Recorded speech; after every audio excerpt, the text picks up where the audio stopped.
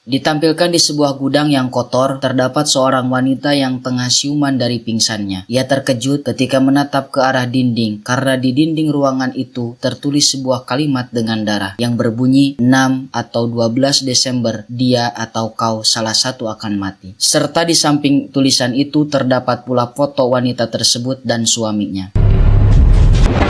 Di samping itu di berbagai siaran televisi diberitakan sebuah insiden kasus yang akhir-akhir ini viral dan kerap terjadi, di mana banyak orang yang mati di waktu tanggal kelahirannya. Setiap orang yang menjadi calon korban berikutnya akan diberi peringatan terlebih dahulu dengan tulisan darah yang ditulis di salah satu dinding rumah calon korban. Entah apa motif si pembunuh itu melakukan aksinya sehingga pembunuh itu diberi julukan pembunuh kalender. Lalu siapa dalang di balik perbuatan itu? Apakah wanita itu akan selamat? Yuk simak sampai habis. Di dalam sebuah apartemen, seorang pemuda yang mengaku dirinya bernama Tommy bekerja di damkar sebagai divisi saluran temani pulang. Tugasnya sederhana dan bisa dilakukan di rumah, yaitu memberikan solusi bagi setiap orang yang sedang tertimpa masalah atau terancam saat hendak pulang dari pekerjaan menuju rumahnya masing-masing. Banyak orang yang mempercayai divisi tersebut, karena Tommy sebagai petugasnya mampu memberikan solusi demi solusi yang masuk akal dan dianggap mujarab untuk menyelesaikan setiap masalah kliennya, sehingga para kliennya dapat pulang ke rumahnya masing-masing dengan selamat. Hingga tiba-tiba sebuah telepon masuk dari seorang wanita yang bernama Clara. Clara mengungkapkan bahwa saat ini dirinya sedang ketakutan dan mencoba melarikan diri dari rumahnya karena dirinya adalah salah satu orang yang sudah ditandai oleh pembunuh kalender. Ia menceritakan tepat 1 pekan yang lalu, ia menemukan tulisan peringatan dari si pembunuh kalender bahwa dirinya atau suaminya akan mati pada tanggal 6 atau 12 Desember alias hari ini. Tommy menanyakan apakah wanita itu sudah memberitahu kepada suaminya atau kepada polisi tentang hal ini. Clara pun menjelaskan bahwa suaminya bahkan polisi pun tidak percaya akan hal itu. Suaminya menganggap dirinya hanya berhalusinasi belaka, bahkan mentertawakannya. Kemudian Tommy mencoba menenangkan Clara dengan ungkapan bahwa dirinya percaya tentang ceritanya itu. Di sela-sela pembicaraan, Tommy merasakan ada sesuatu yang janggal di dalam rumahnya itu, di mana ia mendengar langkah kaki seseorang. Dengan raut muka penuh kewaspadaan, lalu ia memberanikan diri untuk memeriksa setiap sudut ruangan. Dan benar saja, ketika ia memasuki kamar putrinya, ia melihat jendela sudah terbuka. Kemudian ia bergegas menutup jendela tersebut. Di dalam sebuah gedung di dekat jendela, sesosok pria berkacamata sedang menghisap cerutuknya sambil memperhatikan setiap foto dari para korbannya. Perhatiannya kemudian tertuju pada sebuah foto rumah yang beralamatkan di Jalan Renata 27, yang mana rumah itu tidak lain dan tidak bukan adalah rumah miliknya Clara. Kemudian Tommy menanyakan keadaan Clara. Clara menjawab bahwa sejauh ini ia masih dalam keadaan baik-baik saja. Namun Tommy berfirasat bahwa Clara akan melakukan sesuatu yang nekat. Dan benar saja, Tommy mendengar Clara masuk ke dalam sebuah garasi. Karena rasa cemas, kemudian Tommy memerintahkan kepada Clara agar dirinya tidak menutup telepon darinya. Demi mengulur waktu, Tommy menanyakan berbagai banyak hal kepada Clara sambil membuka data Clara di dalam laptopnya. Tommy menemukan informasi bahwa Clara memiliki masalah di dalam rumah tangganya, alias terjadi kekerasan dalam rumah tangga Clara. Ia juga menanyakan keberadaan suaminya, kenapa suaminya tidak membersamai dirinya di saat situasi yang sedang genting seperti ini. Sebelum menjawab semua pertanyaan itu, Clara menanyakan apakah percakapan dirinya direkam. Tommy menjawab bahwa percakapannya direkam, namun rekaman itu hanya akan tersimpan selama 48 jam saja dan ada jaminan keamanan data dan privasi. Kemudian Clara menanyakan apakah polisi akan mengetahui sesuatu yang akan segera terjadi menimpa dirinya saat ini. Sedangkan di sisi lain, pria berkacamata itu sedang mengintai di rumah Clara dari dalam mobil, lalu mencocokkan rumah tersebut dengan foto yang ada dalam genggamannya. Setelah mencocokkan foto tersebut, ia mencoba memeriksa rumah itu. Karena Clara tidak berada di rumah, maka pria itu kemudian pergi. Clara mengungkapkan kemalangan yang sedang menimpa dirinya. Dirinya telah dilecehkan oleh suaminya sendiri. Kemudian ia menceritakan bahwa pada saat tadi malam dia diajak suaminya untuk makan malam di sebuah restoran dengan alasan merayakan hari pernikahannya. Kegembiraan menyelimuti mereka berdua, namun kegembiraan itu tidak berselang lama ketika Martin memaksanya untuk memakan hidangan siput yang tidak disukai oleh Clara. Awalnya Clara menolaknya, namun Martin bersikeras dengan alasan agar Clara menjadi lebih berstamina. Akhirnya Clara bersedia untuk memakan makanan itu. Namun setelah Martin menyuapi Clara, dikarenakan Clara berhenti meminum obat gangguan disosiatif, tiba-tiba terbayang olehnya makanan di depannya itu seolah-olah bergerak dan dipenuhi dengan belatung. Hingga dengan spontan, Clara berteriak dan memecahkan gelas yang ada di depannya itu. Setelah selesai makan malam, Martin mengajak dirinya ke klub malam. Namun sebelum sampai ke tempat tujuan, di dalam sebuah lift, Martin meminta ponsel Clara. Mereka pun sampai di tempat tersebut. Namun anehnya, klub malam itu dipenuhi oleh banyak pria yang memakai topeng. Hingga seorang pelayan wanita menghampiri mereka. Wanita itu menyambut mereka, kemudian mengungkapkan bahwa malam PK adalah malam yang istimewa. Clara menanyakan apa malam PK itu. Wanita itu menjawab, permainan kekerasan. Permainan itu sangat eksklusif. Sehr eksklusif. Kemudian Martin mengenakan topeng dan berjalan bersama Clara menelusuri tempat tersebut. Perasaan Clara mulai tidak enak karena ia melihat ke sekelilingnya banyak wanita yang diperlakukan biadab oleh para pria bertopeng. Clara menanyakan alasan kenapa para wanita di sana rela melakukan hal itu. Martin menjelaskan bahwa mereka dibayar, lalu uang yang mereka peroleh disumbangkan kepada para anak yatim. Dan itu merupakan tindakan yang mulia. Setelah mendengar jawaban itu, kemudian Clara mengajak Martin untuk segera pulang. Namun Martin menjawab bahwa Clara belum sempat menghabiskan minumannya. Martin menyuruh Clara untuk menghabiskan minuman yang ada di genggaman Clara. Ketika Clara menghabiskan minuman itu, tiba-tiba setengah kesadarannya hilang. Kemudian Clara diletakkan di atas sampahnya, lalu disetubuhi oleh banyak pria, termasuk suaminya sendiri. Martin menikmati suasana itu. Ia mengingat semua kejadian yang ia alami itu. Setelah itu, Clara diantar oleh seorang pelayan ke kamar mandi. Clara memanfaatkan kesempatan tersebut untuk melarikan diri. Setelah mendengar ceritanya itu, kemudian Tommy menyarankan Clara untuk meninggalkan suaminya yang biadab tersebut. Clara mengungkapkan sebenarnya dirinya dari dulu ingin melakukan hal itu. Namun ia tak sanggup jika melihat putrinya hidup tanpa kehadiran sosok seorang ayah. Terlebih putrinya sangat menyayangi ayahnya. Saat Clara menceritakan kejadian yang telah ia alami tersebut, Clara berada di sebuah garasi mobil. Garasi itu dikuncinya, kemudian Clara mengambil selang lalu menyambungkan selang itu ke ujung knalpot dan memasukkan ujung selang satunya lagi ke dalam jendela mobil. Kemudian Clara masuk ke dalam mobil tersebut. Clara mengunci semua pintu mobil. Setelah itu ia menyalakan mobil tersebut sehingga asap dari mobil itu masuk dan memenuhi mobil itu. Saat itu Tommy mulai panik. Di saat kepanikannya itu tiba-tiba ayahnya menelpon. Ayahnya menanyakan apa yang sedang terjadi. Awalnya Tommy tidak mau bercerita karena dirinya sedang menangani masalah wanita yang akan menghabisi dirinya sendiri. Ketika ayahnya mendengar hal itu, ayahnya menawarkan diri untuk membantunya. Ayahnya menanyakan nama dari wanita itu beserta alamat rumahnya. Kemudian Tommy memberitahu ayahnya. Clara yang berada di dalam mobil mulai merasakan sesak napas. Namun ketika ia pingsan, ia melihat sosok putrinya sehingga membuat dirinya sadar kembali dan mengurungkan niat untuk menghabisi dirinya sendiri. Clara kemudian masuk ke dalam villa. Saat Clara berada di dalam villa itu, ia menelpon kembali Tommy. Clara menanyakan kenapa Tommy begitu peduli dengan dirinya. Tommy bercerita bahwa dirinya juga memiliki seorang putri. Hidup anaknya kini hancur karena anaknya ditinggal mati oleh ibunya sendiri. Istrinya itu mati karena bunuh diri, sehingga dia paham betul akan perasaan putrinya Clara jika Clara mengakhiri hidupnya dengan cara bunuh diri.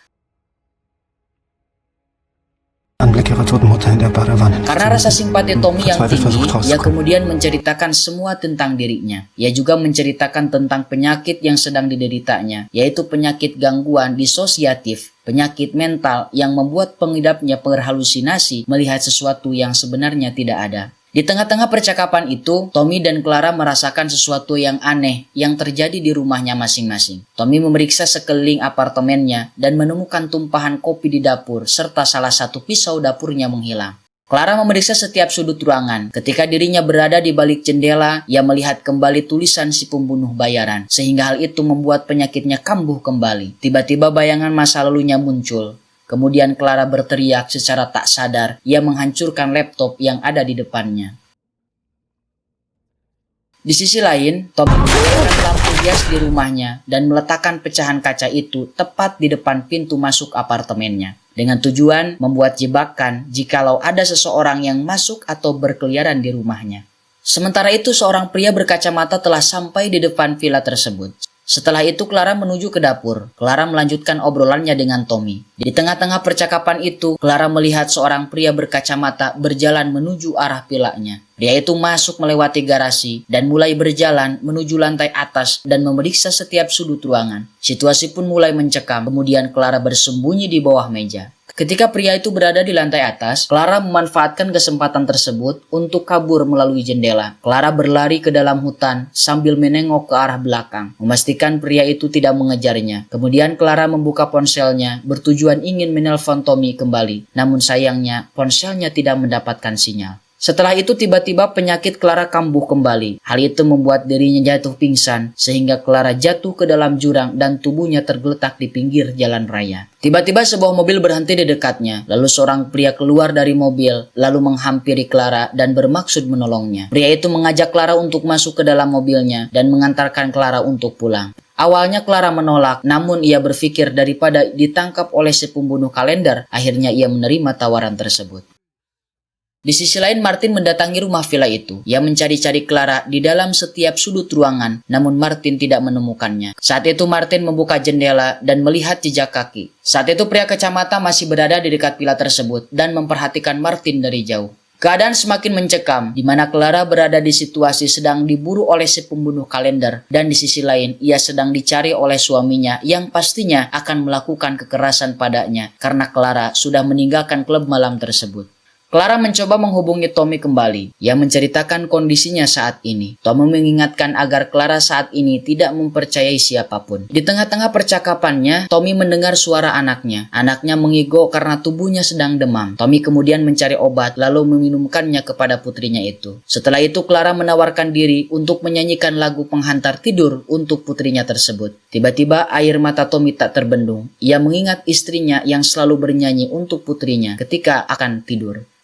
Kemudian Tommy menanyakan tentang langkah apa yang akan diambil oleh Clara saat ini. Clara menjawab bahwa dirinya akan segera pulang, lalu mengajak putrinya dan meninggalkan Martin. Pada malam itu jam sudah menunjukkan pukul 11 malam. 1 jam lagi akan beranjak menuju tanggal 7 Desember. Akhirnya percakapan mereka pun terhenti. Clara berada di dalam mobil. Saat itu dirinya melihat pria itu merokok. Kemudian ia meminta 1 batang rokok kepada pria tersebut. Clara kemudian meminjam korek kepada pria itu.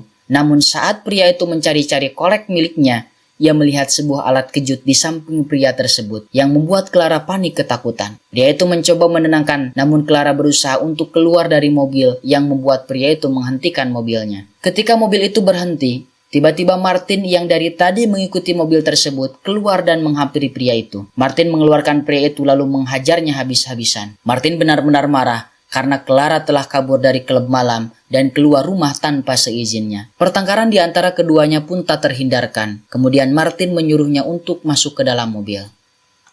Di dalam mobil, Clara memberikan sebuah foto yang berisi ancaman dari pembunuh kalender yang tertulis di kaca kamar tidur miliknya. Meskipun Clara sudah memberikan foto tersebut sebagai bukti bahwa ceritanya tidak mengada-ngada akibat penyakit halusinasi yang dideritanya, Martin tetap saja tidak mempercayainya.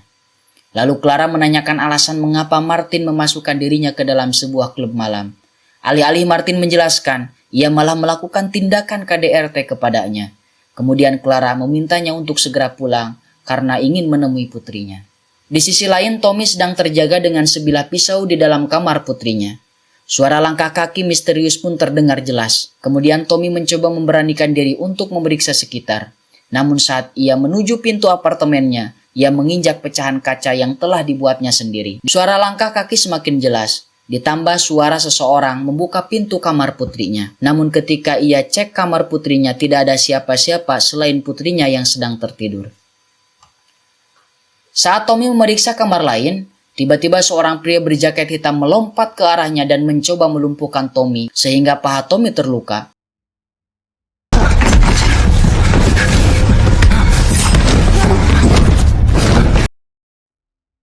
Pria itu kemudian melarikan diri. Meskipun Tommy mengalami cedera yang lumayan serius, ia mencoba mengejar pria berjaket itu yang lari ke arah jendela apartemen. Dan benar saja, ia melihat dengan jelas wajah dari pria berjaket itu. Saat itu pria tersebut berada di pinggir apartemen dengan raut muka ketakutan. Lalu Tommy mencoba mengulurkan tangannya, namun pria itu malah tergelincir dan jatuh ke bawah. Clara dan Martin sampai di apartemen mereka dan pria berkacamata itu masih mengikuti mereka berdua dari belakang. Ketika Martin dan Clara hendak keluar dari mobil, Clara malah menyetrum Martin dengan sebuah alat kejut di lehernya sehingga Martin pun kejang-kejang dan tak berdaya. Clara keluar dari mobil itu dan mengunci Martin di dalam. Kemudian Clara masuk ke dalam apartemennya. Saat sampai di rumahnya, Clara terkejut saat sepatunya menginjak pecahan kaca dan melihat di atas meja terdapat sebuah laptop yang tidak ia kenali. Ia juga mendengar seseorang sedang bernyanyi di kamar putrinya. Pria yang tidak lain adalah Tommy yang semalam mengobrol dengannya di dalam telepon. Clara menanyakan keberadaan Vigo, yaitu pria yang menjadi pengasuh anaknya. Dan ia juga menanyakan tujuan Tommy berada di apartemen miliknya itu. Tommy tidak menjawab, ia malah menanyakan keberadaan Martin. Tommy juga membawa Clara ke dalam sebuah ruangan kecil yang dimana di dalam ruangan itu terdapat tulisan darah yang berbunyi 6 atau 12 Desember dia atau kamu akan mati. Clara menyadari bahwa pembunuh kalender yang selama ini menerornya adalah Tommy yang berada di hadapannya saat ini. Clara mulai panik. Clara mencoba untuk melawan, namun itu sia-sia saja. Sementara itu Martin memecahkan kaca mobil lalu keluar menuju apartemen. Namun saat ia berada di atas tangga, ia mendengar suara laki yang tidak ia kenal. Saat Martin berada di depan pintu, ia mengambil sebuah tongkat golf. Ia melihat istrinya sedang berbicara dengan seorang pria tak dikenal dalam keadaan istrinya terikat. Ketika Martin akan memukul orang itu dengan tongkat, ia malah dihajar balik dan dikalahkan oleh Tommy sehingga Martin tak sadarkan diri. Kemudian Tommy mengikatnya. Di luar, pria berkacamata berjalan menuju apartemen Clara. Namun ia menemukan mayat seorang pria muda yang terjatuh dari atas tepat dari jendela kamar apartemen Clara. Saat Martin siuman, Tommy menawarkan kepada Clara agar Clara segera membunuh suaminya itu karena waktu telah menunjukkan jam 11.57. Ia hanya memiliki waktu 3 menit lagi. Namun Clara menolak tawaran itu. Tommy memaksanya, lalu Tommy memberikan sebuah pisau dapur kepadanya. Clara menanyakan tentang apa motif Tommy untuk melakukan semua ini. Dan apakah Tommy tidak sayang kepada putrinya? Tommy menjelaskan bahwa anaknya sudah mati karena pada saat ibunya bunuh diri menyebabkan kebakaran di apartemennya sehingga hal itu membuat anak-anaknya ikut tewas. Istrinya nekat melakukan bunuh diri karena gangguan mental akibat didikan dari orang tuanya yang terlalu keras sehingga istrinya mudah trauma dan akhirnya ia bunuh diri. Hal itulah yang menjadi motif setiap pembunuhan yang ia lakukan dengan tujuan membasmi orang-orang yang memiliki perilaku keras dalam mendidik sehingga generasi selanjutnya tidak akan mengalami gangguan mental akibat kekerasan dalam proses pendidikan. Setelah mendengar jawaban itu, Clara akhirnya menyetujui tawaran Tommy untuk membunuh Martin. Saat Clara hendak membunuh Martin, Clara memanfaatkan kelengahan Tommy dan berbalik menancapkan pisau tepat di kaki Tommy. Tommy menjerit kesakitan. Kemudian Clara mencoba melarikan bisa menangkapnya. Saat itu Martin dan Clara pasrah. Karena Tommy merasa kesal kepada Clara, Tommy akan menghabisi Clara terlebih dahulu. Ketika Tommy hendak menghabisi Clara, tiba-tiba peluru menghantam tepat di kepala Tommy. Ternyata yang menembaknya itu adalah si pria berkacamata. Pria itu menceritakan bahwa Tommy adalah putranya. Ia mengenal betul tulisan si pembunuh kalender persis dengan tulisan Tommy. Ditambah lagi ia menemukan foto-foto para korban di kamar anaknya itu sebagai bukti anaknya lah dalang dibalik nama julukan si pembunuh kalender. Film pun ditutup dengan adegan Martin sedang berbicara di depan para wartawan atas penghargaannya karena telah menghentikan aksi pembunuh kalender. Namun ketika di tengah-tengah pembicaraan, para wartawan itu dikagetkan dengan menerima sebuah pesan yang masuk. Pesan itu masuk dengan serentak, yang mana pesan itu berisi rekaman pembicaraan Martin dan Clara saat menyiksa Clara di dalam mobil waktu itu. Ternyata saat kejadian itu, Clara merekam pembicaraan mereka berdua. Akhirnya Martin ditangkap polisi atas kasus KDRT. Dan Clara pun kini bisa hidup bebas bersama putrinya. Tamat. Film ini mengajarkan kepada kita tentang perilaku seorang suami akan berdampak pada perilaku istrinya. Dan juga perilaku orang tua akan memberikan dampak kepada perilaku anak-anaknya. Sebagaimana pandangan seorang Hujjatul Islam Al-Imamul Ghazali, beliau memandang jiwa anak-anak seperti kertas kosong tanpa coretan dan garis apapun. Jiwa anak-anak siap ditulis dan akan menerima model tulisan apapun yang tercermin dalam jiwanya. Oleh karena itu, Imam Al-Ghazali menilai urgensi cara orang tua dan lingkungan sekitar yang akan menulis dan membentuk jiwa anak. Artinya, ketahuilah cara mendidik anak termasuk masalah yang paling penting dan paling urgen. Anak merupakan amanah bagi kedua orang tuanya. Hati mereka suci, mutiara berharga, bersih dari segala ukiran dan rupa. Hati anak-anak menerima setiap ukiran dan cenderung pada ajaran yang diberikan kepada mereka. Oleh sebab itu, marilah perbaiki diri kita terlebih dahulu agar kita mampu mendidik anak-anak kita dengan baik. Terima kasih para penonton yang sudah menyimak cerita saya. Tinggalkan opini kalian di dalam komentar. Kami pamit undur diri. Wassalamualaikum warahmatullahi wabarakatuh.